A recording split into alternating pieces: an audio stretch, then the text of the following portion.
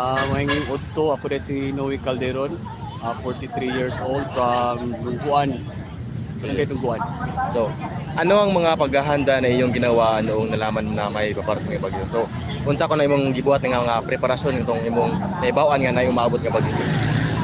Of course, sa pagkahibaw na ko nga dunay bagyo nga maabot, iandam ginana ko ang mga personal nga gamit sama sa mga tambal, mga documents, kanang gamay nga mga sinina, tubig, mga pagkaon. Noong nanalasa ang bagyong Tino, ano ang mga pangyayari na iyong naranasan? Sa kanimo mga naagian sir itong nanalasa ang bagyong Tino?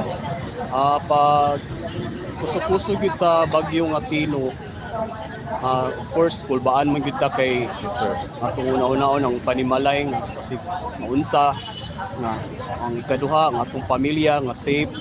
So dapat gyud pangandaman gyud ang maong bagyo. Sige, pagkatanong. Pagkatapos ng bagyo, ano ang iyong ginawa upang makabangon sa trahedya?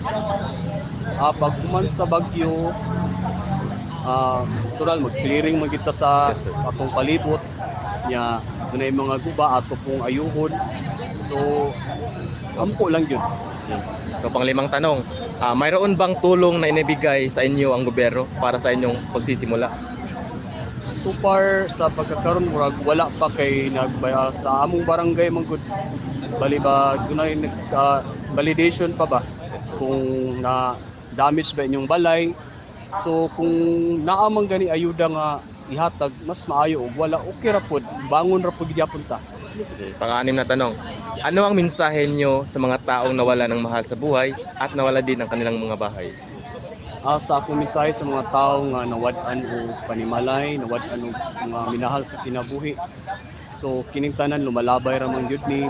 So ato lang gyud ihangad lagi nato sa kahitasan nga iampo nga magpadayon na gyud gyapon ta dita magpawas paglaom.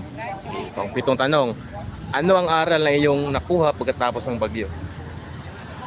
Siguro ang akong nakatunan sa paghumas bagyo,